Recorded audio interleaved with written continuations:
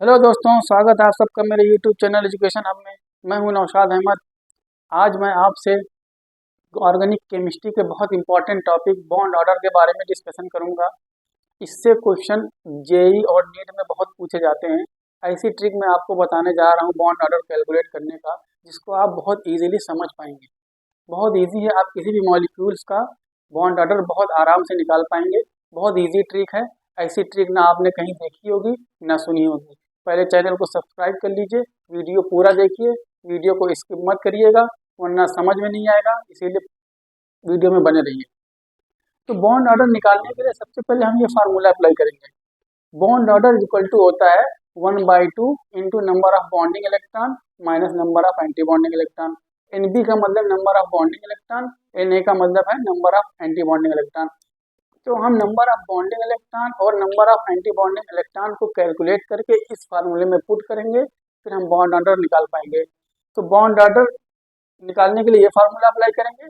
Number of bonding and number of anti bonding electron निकालने के लिए एक ट्रिक है, बहुत अच्छी ट्रिक है, आपने कहीं भी नहीं देखी होगी। बहुत इजी ट्रिक है। इस ट्रिक का नाम है बाबा ट्रिपल बी ट्रिपल ए। इस ट्रिक का नाम है बाबा ट्रिपल बी ट्रिपल ए। ये देखिए, बाबा triple A, B for bonding of electron, A for anti bonding electron. बाबा के बाद स्पेस है, ट्रिपल बी के बाद फिर स्पेस है, फिर ट्रिपल ए है। ठीक है, तो हम इसमें इलेक्ट्रॉन्स को फिल करेंगे। जैसे फॉर एग्जांपल, अगर हमको निकालना है ऑक्सीजन मॉलिक्यूल का बॉन्ड ऑर्डर O2, ठीक है, मॉलिक्यूल का बॉन्ड ऑर्डर देख रहे हैं।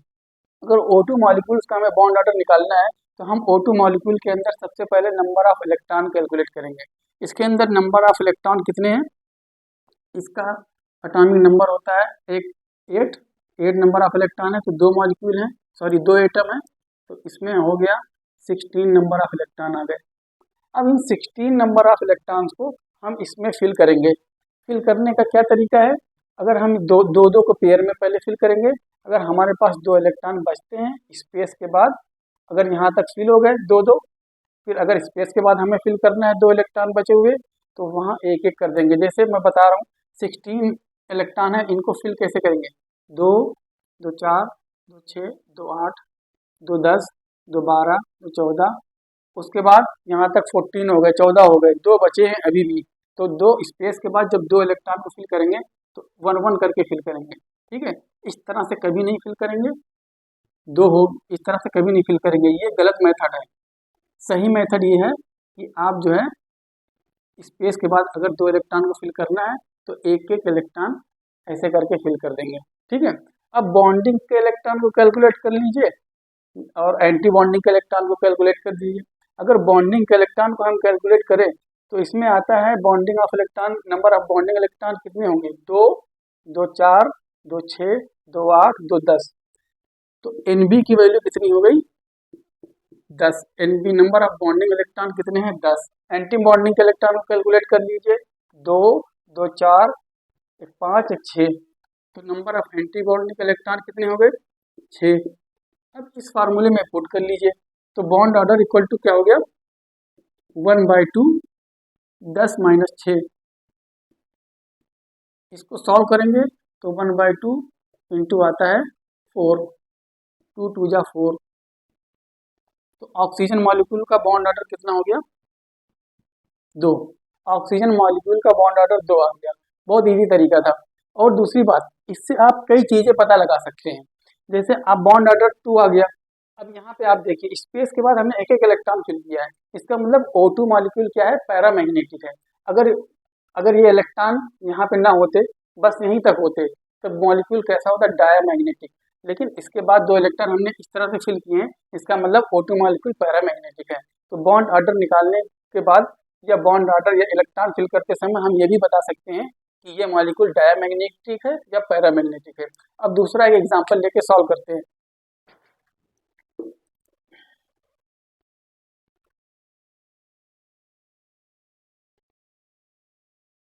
जैसे फॉर एग्जाम्पल, अगर हम ले लें O2 2 माइनस, इस मॉलिक्यूल का हम बॉन्ड ऑर्डर निकालना चाहते हैं, तो O2 2 माइनस के अंदर नंबर ऑफ इलेक्ट्रॉन कितने हैं, इसके तो हो गए 16 और 2 आ गए तो +2 = 18। ठीक है, इसमें नंबर ऑफ इलेक्ट्रॉन कितने आ गए? 18। अब 18 इलेक्ट्रॉन को इसके अंदर फिल कर दीजिए। 18 इलेक्ट्रॉन को इसके अंदर फिल करने कैसे फिल करेंगे? 2 2 4 2 6 2 8 2 10 2 12 2 14 2 16 2 18।